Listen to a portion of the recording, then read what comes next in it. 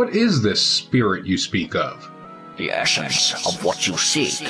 It passes through us as we grow, all through our lives, though few are ever aware of it. You will know soon enough.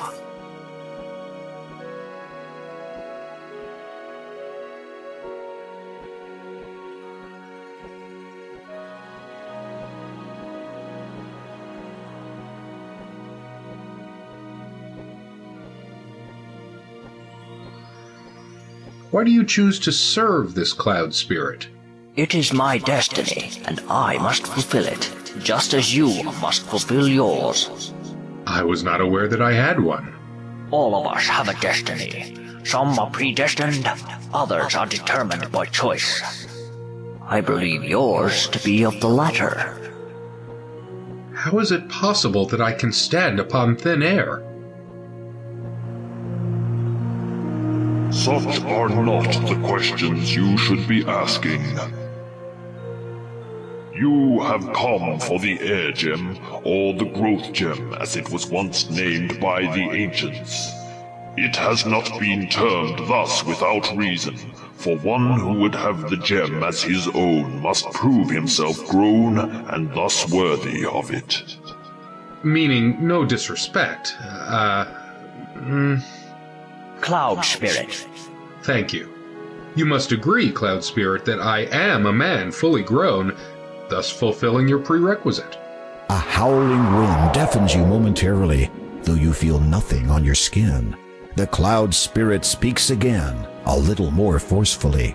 It is not enough that you have grown in body. That much is evident. It must be proven that you have also grown in both mind and soul. So on these shall you be tested. Tested? Those who bear the burden of king are expected to possess certain qualities. Your actions will be judged against the weight of these. It shall be seen whether you are deserving of your title. It shall be seen whether you are worthy of the Growth Gem. After a moment of silence, the Cloud Spirit intones, Behold your first test.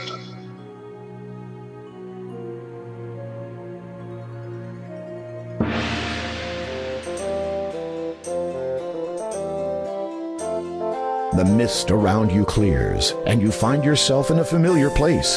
This is Daventry, and furthermore, you are a child again.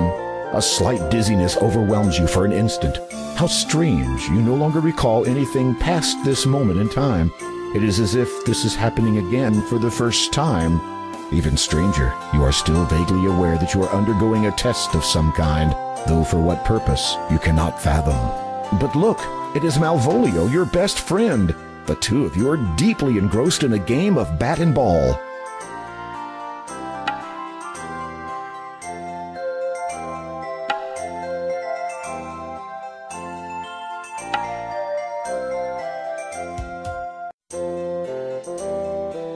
Ouch! Uh-oh! That sounds like the King Mal! What do we do?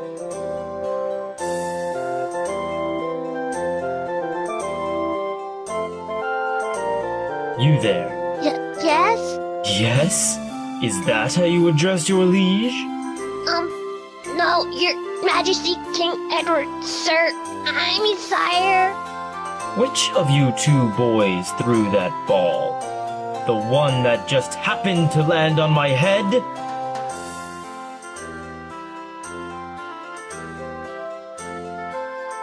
We both did it, Your Majesty. We're both at fault and deserve the same punishment. You cast a quick glance at your friend, who just nods sullenly and avoids your gaze. I see. Well, I do not punish for such trivial occurrences, particularly unintended ones. However, I will see you play your game elsewhere. Away from here. Yes, sire.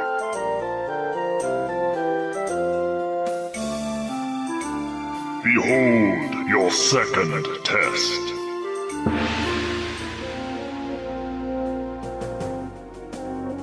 You feel yourself growing older, more so than before the tests began. Again, dizziness overcomes you, your memory of the previous test fades, and in its place, your mind is filled with the knowledge of everything that has since come to pass.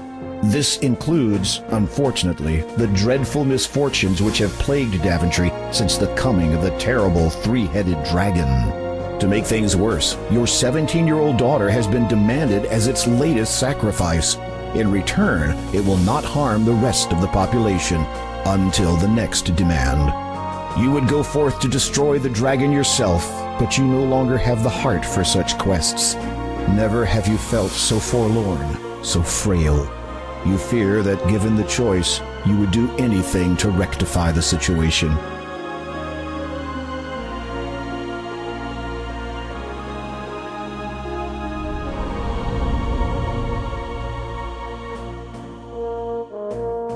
A charming view. No wonder you come here so often. You. I will see you hanged for this intrusion. Guards! Guards! Calling them will do you no good. For even if they come, they will find their king speaking to only the air he breathes. A pox on thee! Who are you? My name, my true name, has been heard by none for nigh on a millennium. It is enough that you know me as the Father. Then say what you have come to say and be gone. You never were one for small talk. You cursed my family. As a result, that dragon is now loose upon the land, and one of my children was kidnapped.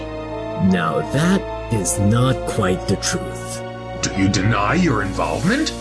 Not at all. It is just that you have omitted so much. Speak, and be gone. Very well. I want your crown. You cannot believe what you have just heard. This vile creature has caused untold misery throughout your land for nearly 18 years and has now infiltrated your castle just to ask that you hand over your authority to him? Of all the outrageous... Is that what this is all about? You want to rule Daventry? What would I want with a puny little kingdom when in a few short years I will have more power than Legitimor himself? No, I want only the thing you wear atop your head. Your crown. It is an essential part of my plan. Without it, my efforts to prepare for the ascension will have been in vain. I have waited far too long to be deterred from it now. If you need it that badly, you could have just taken it. You had plenty of opportunities. Are you completely ignorant of the legends of your predecessors? None can possess the crown of the first king unless it's given. If you think for one moment that I would... Before you speak further, consider this. In exchange for what I ask, I shall lift my curse and all that it entails from you and your blighted land. You shall have both it and your family restored in full. Minus your title, naturally.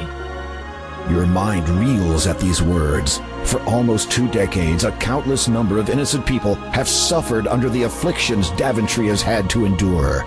So many more people would continue to suffer indefinitely, notwithstanding the pain you feel over your own family's misfortune. With a simple statement, you could put an end to it all.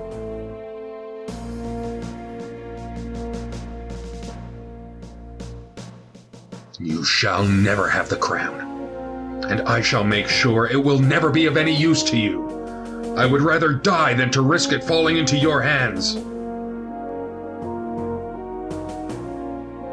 Such a foolish sacrifice. I suppose he thought of it as noble.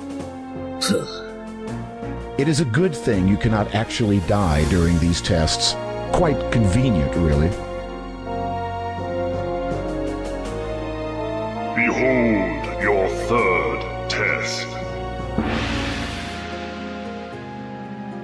Once again, you feel yourself age. You are many years older now, though still, thankfully, king of Daventry.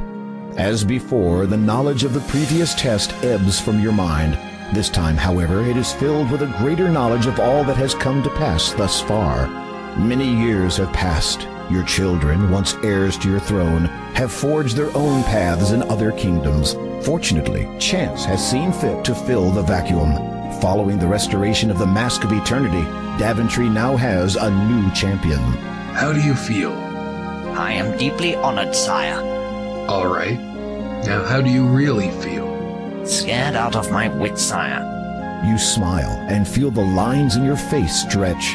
You hope you'll get used to it when the true time comes. You know what they've been saying. About my decision, that is. The people question my ability to perform the duties when I have another higher obligation. I believe that I can attend to both with the utmost equity. You do not deny that this obligation may arise at any moment, perhaps taking you away from this country at a time of great need?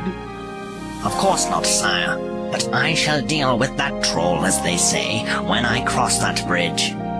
And there is the matter of you not being of royal birth. That does not sit comfortably with some of the nobles. The qualities of truth, right, and order can shine from even the most impoverished of souls. Nobility is defined through one's actions, not one's lineage, Your Majesty. You cannot help but smirk. For a man who had once lived as a peasant, he speaks extremely well.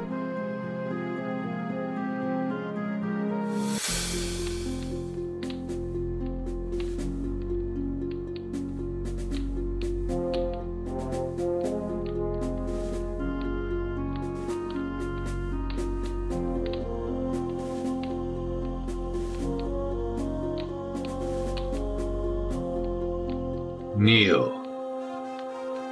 Your sword.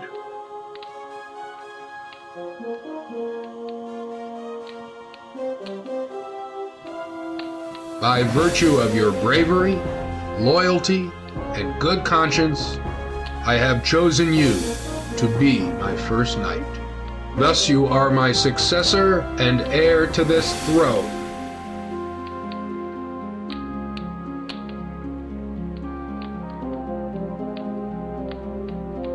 Arise, Sir Connor of Daventry.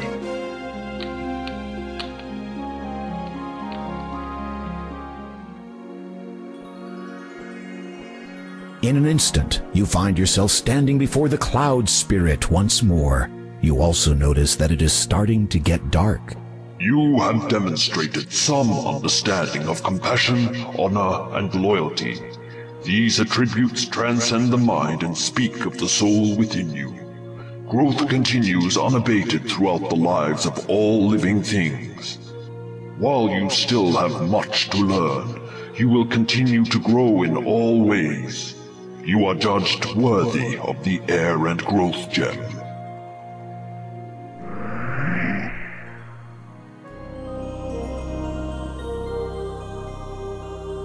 You take the Growth Gem. As you feel the knowledge of the last test fade from your mind, the cloud beneath your feet begins to evaporate. You'd better get out of here quickly, Graham.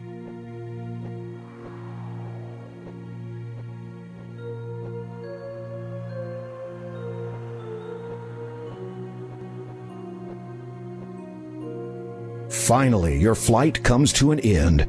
You hope that it will be quite a while before you take to the air again.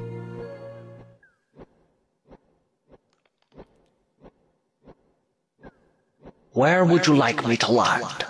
On the ground would be fine.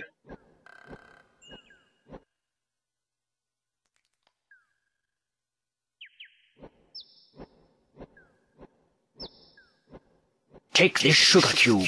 It will protect against the poisonous growth of this land. Fare thee well.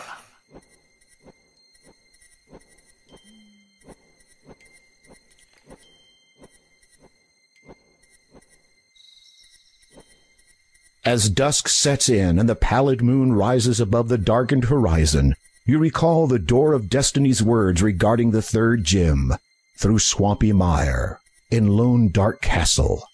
Then you remember the great Neptune's disquiet reluctance to speak of Kalima's lord. You sense a growing unease that this final gem may not be the easiest to acquire.